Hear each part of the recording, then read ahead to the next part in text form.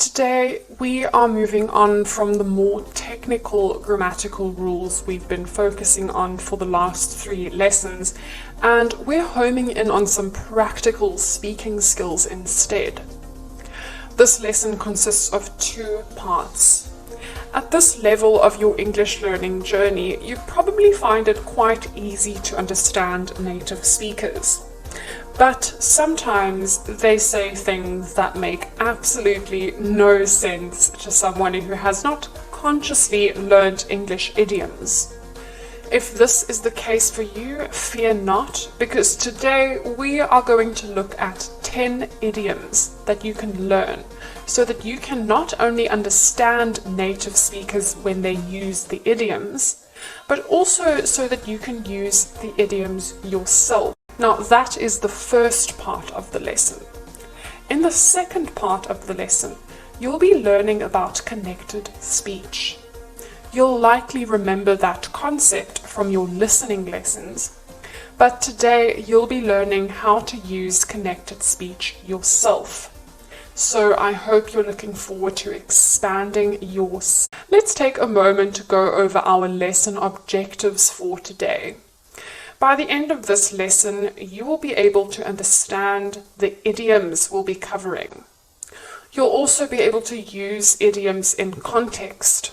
And lastly, you'll be able to apply your knowledge of connected speech. Before we begin, let's chat about your Lesson 3 challenge and make sure we are still on the same page about mixed conditionals. I want to take this opportunity to remind you of the mixed conditional sentence structures before we move on to other skills. It's really important that we keep checking in with previously learned skills so that we can really consolidate the information we were exposed to before. We need to do this so that we can absorb information more easily. In the last lesson, I challenged you to play around with mixed conditionals and to see if you could create 3 mixed conditional sentences by mixing different times. Of course, you all would have come up with different sentences, but I thought we could just have a look at some example sentences again, just to remind you of the structure and to give you the opportunity to check your own answers and compare the structures. So, starting with the present condition past result sentence, we've got the condition, if I weren't running late for work, and we've got the result, I would have attended the meeting. What is the tense of the condition? It's past simple tense. We can see that from the word were.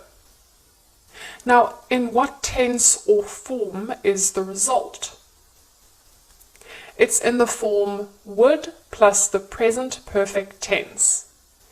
And to what time does the condition refer, even though it's in past tense? It refers to the present. I am running late for work now. The tense and the time are therefore not the same. Now, to what time does the result refer? It refers to the past. The meeting has already happened. I am still running late now, but the meeting has already happened in the past. Next, let's have a quick look at the past condition present result mixed conditional sentence. The condition here is if I hadn't had such a big breakfast. The result is I would join you for lunch. In what tense is the condition?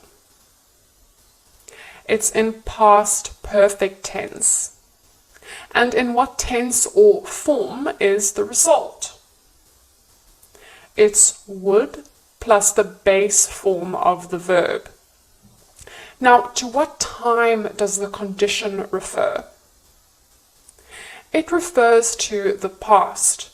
I had a big breakfast this morning in the past, and it's nearly lunchtime now. And to what time does the result refer? It refers to the present.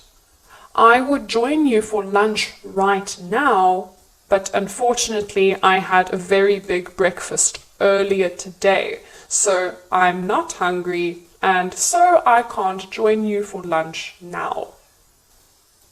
We're going to start part 1 of this lesson by diving straight into idioms.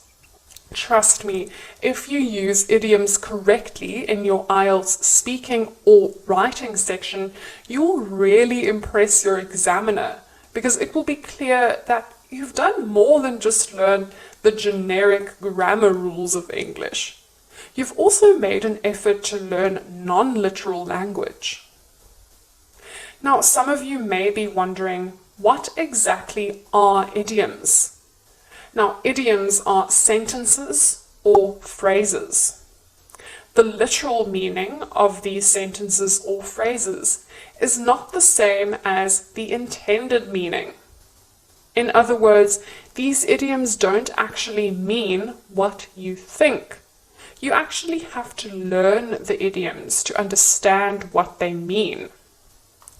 Idioms are also known as figures of speech or expressions. So, why should you know idioms? Native speakers use idioms very often. They incorporate idioms into their day-to-day speaking and writing without even thinking about it. When they use idioms, you won't know what they mean unless you've consciously learnt the idioms. And at the same time, when you use idioms yourself, you will sound far more fluent and natural when you speak. Plus, you will communicate more efficiently because idioms usually require less words and explaining. And lastly, of course, idioms simply make language more interesting. Let's have a look at a conversation between Janet and Kathy. They are speaking about schoolwork. Janet says, "I can't wrap my head around this concept." Kathy says to Janet, "Why not? It's a piece of cake." Janet says, "Well, then spill the beans." And Kathy says, "I can't explain this to you at the drop of a hat. Good things come to those who wait." What on earth is going on here? To some of you, these idioms may sound familiar. Many of you might be very confused about this interaction between Janet and Kathy. They seem to be talking about cakes, beans, head wrapping, and hats.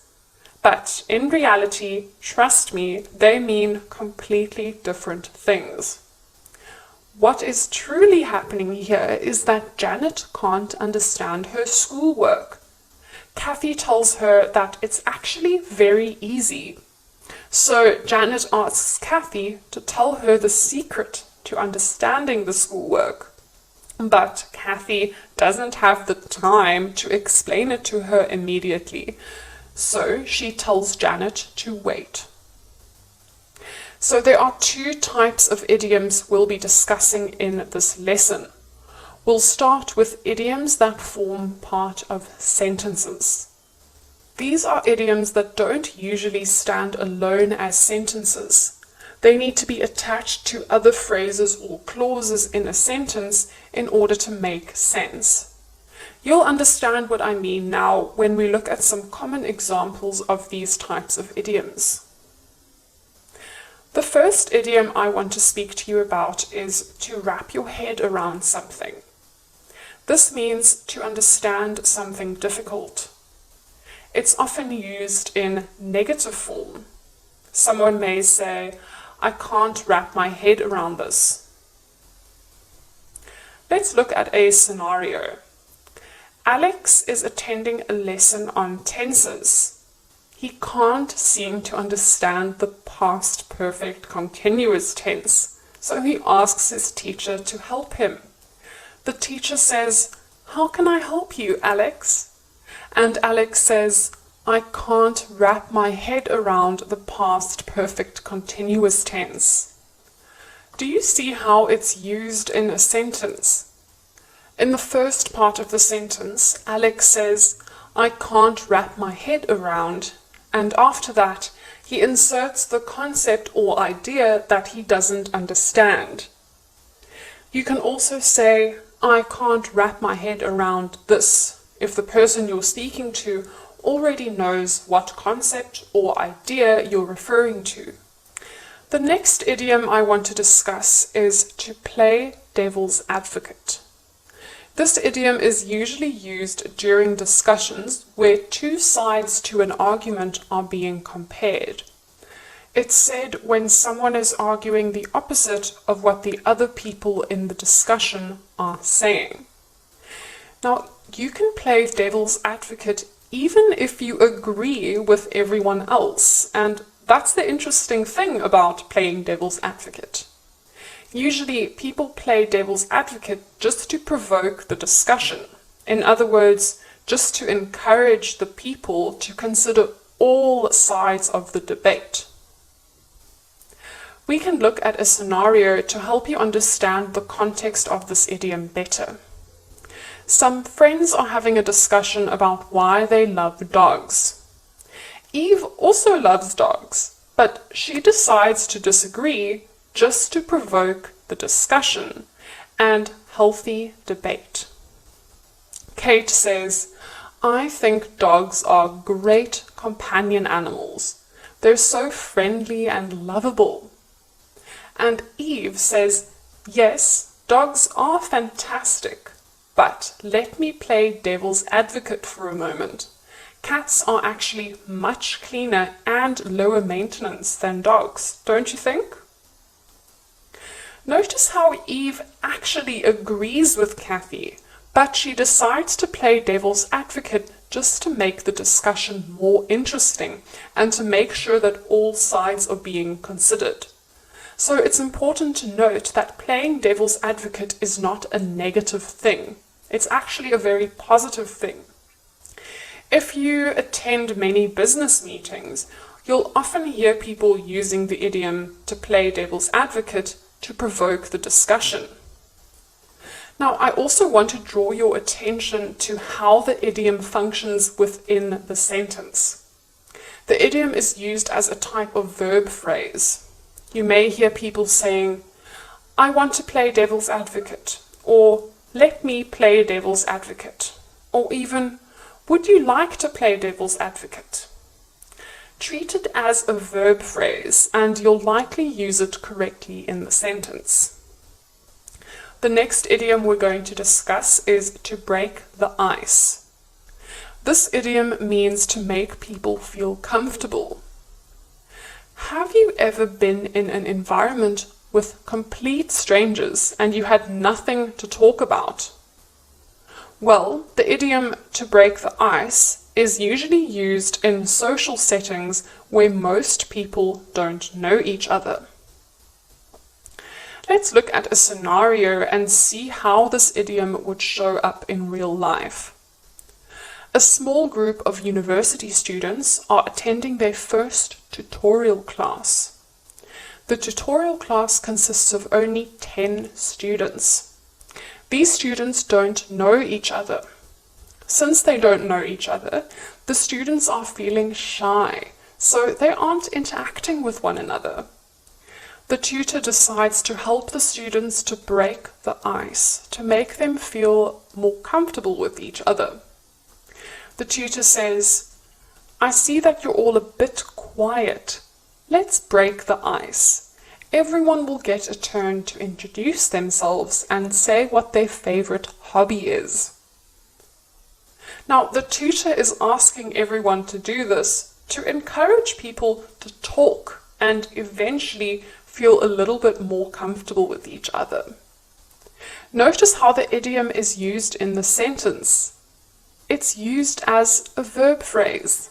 You can say, let's break the ice. Why don't we break the ice? I'm just trying to break the ice, and so on.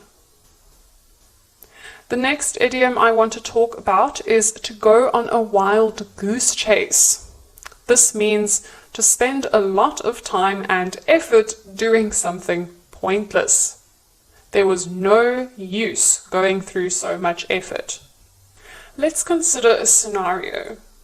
Sarah lost her phone this morning. She looked for it everywhere in the house. It turns out she actually left it in her car.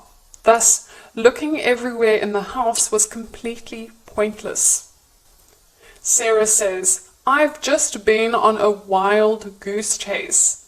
I looked all over the house for my phone, but it was in my car the whole time."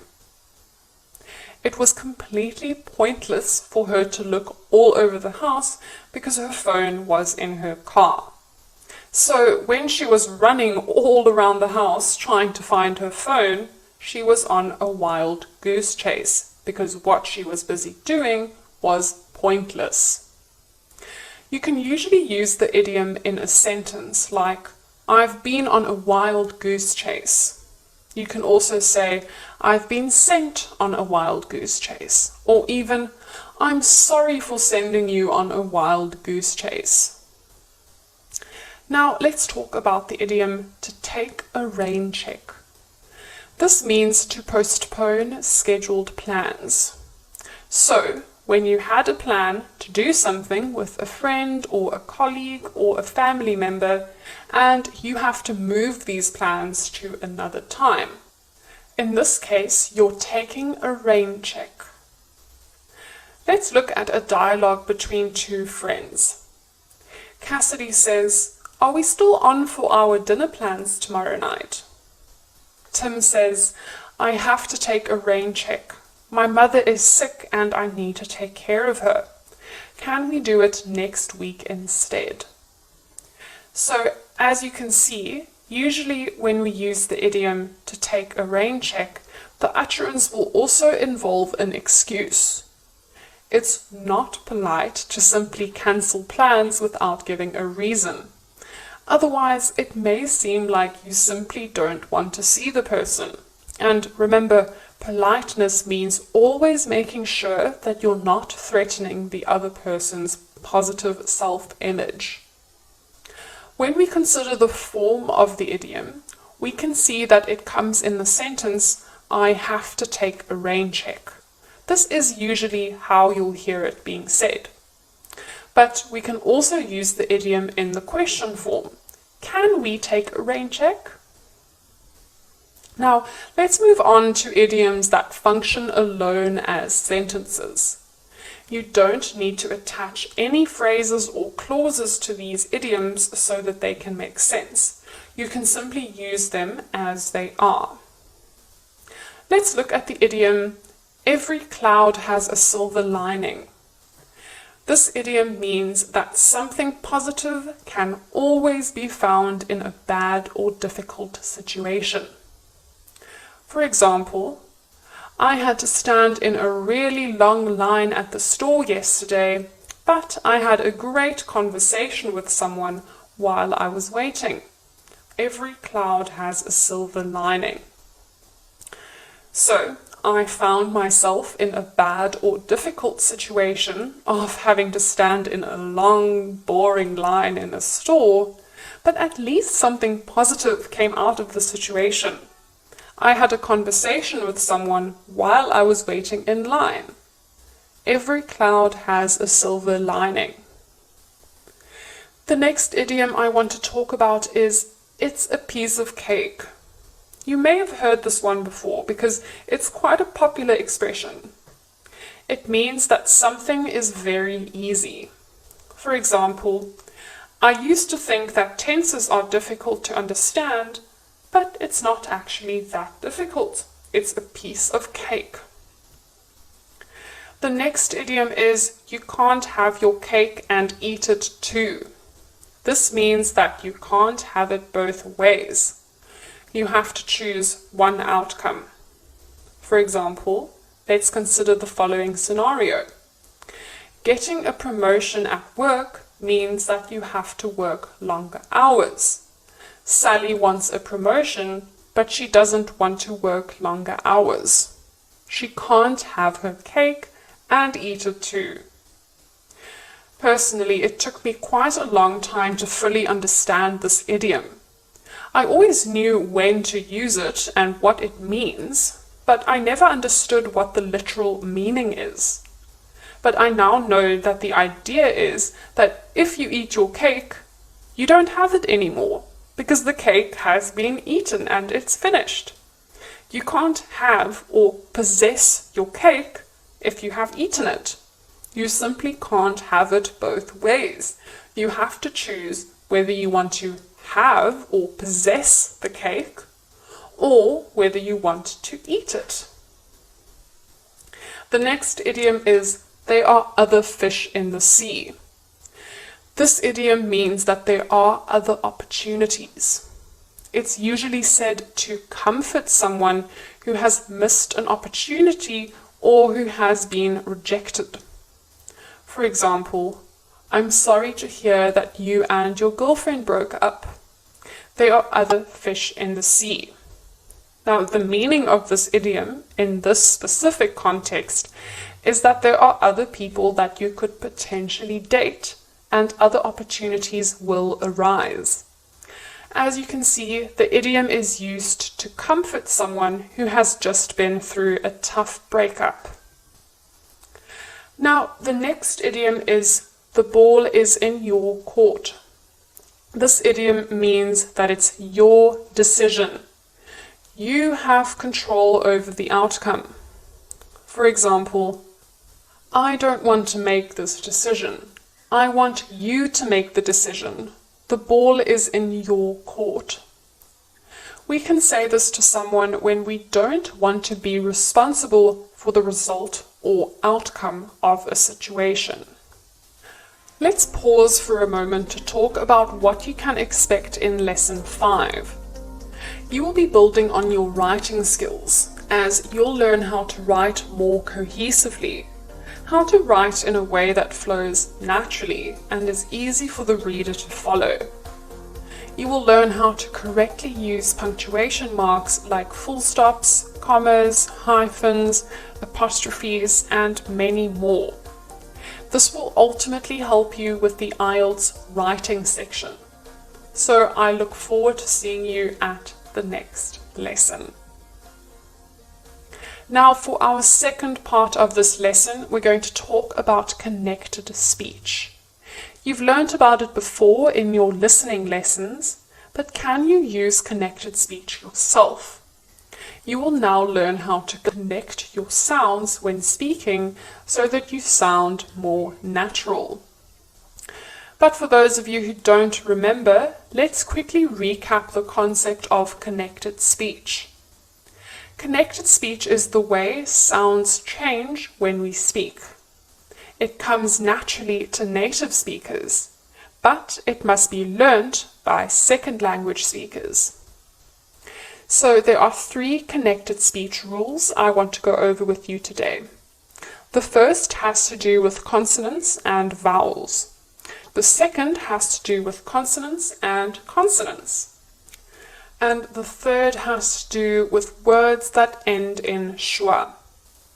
But first, let's recap consonants, vowels, and schwa. Let's start with consonants. You learned about consonants back in Module 1, Lesson 2, but that was quite a while ago, so we do need to go over this concept again. Consonants are sounds that are made in the mouth by stopping airflow. These are the consonants in English.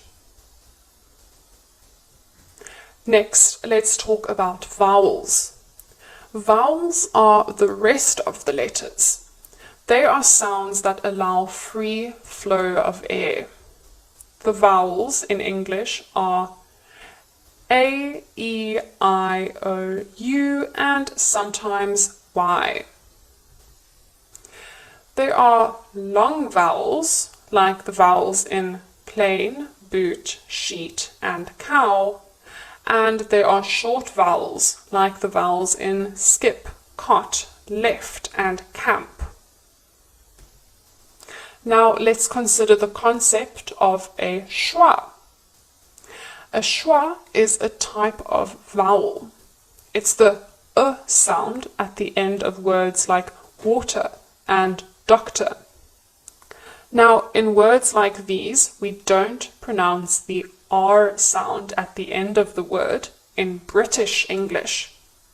So, if you've learned a more American variation of English and you do pronounce the R sound at the end of the words, like doctor and water, that is absolutely fine, but that means that for you, there is no schwa at the end of those words, and therefore it doesn't apply to American English. Just to confirm that we're on the same page, there is a schwa at the end of water, but there is no schwa at the end of water. Now that we've recapped these concepts, let's start with the first connected speech rule, consonant plus vowel. Look at the following two words, walk in. Walk ends in a consonant. In starts with a vowel. As a result, the pronunciation will shift in connected speech. Let's see how it will shift. See how the consonant and vowel move closer together in the second word. The pronunciation is no longer walk in, it's now walk in.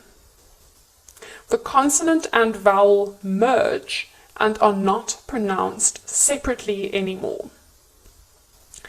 Some of the other examples of connected speech transformations are I have a dog at my house, which becomes I have a dog at my house.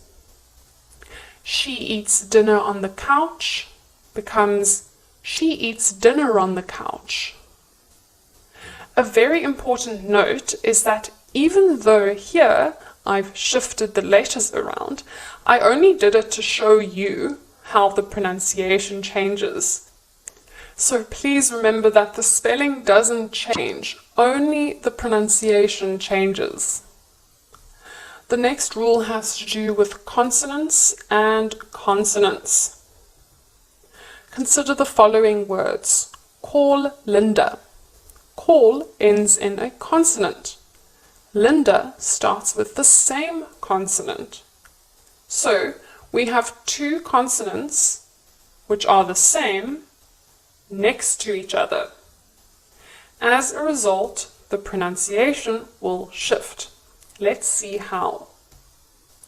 Here you can see that the consonants have merged. So we no longer pronounce them separately as call Linda. Now it's call Linda. Remember that this only applies when the consonants are the same or similar. Some other examples of such pronunciation transformations are I bought tables, which becomes I bought tables. Yes, it does becomes yes, it does. And that's because even though T and D aren't exactly the same, they are very similar consonants. And I just want to remind you again that the spelling does not change, just the pronunciation changes. Now, the last connected speech rule I want to talk about is the schwa and vowel rule. Here we have the words doctor in. The word doctor ends in schwa. The word in begins with a vowel. Now remember that in British English, the sound R at the end of doctor isn't usually pronounced, and therefore it ends in schwa. So this pronunciation transformation rule does not apply if you do pronounce the R sound like in American English. But let's assume that you use the British pronunciation like me, and let's have a look at how the sound changes. As you can see, the sounds connect and the R is now pronounced. Instead of saying doctor in, we now say doctor in. Since in starts with a vowel, we now pronounce the R sound.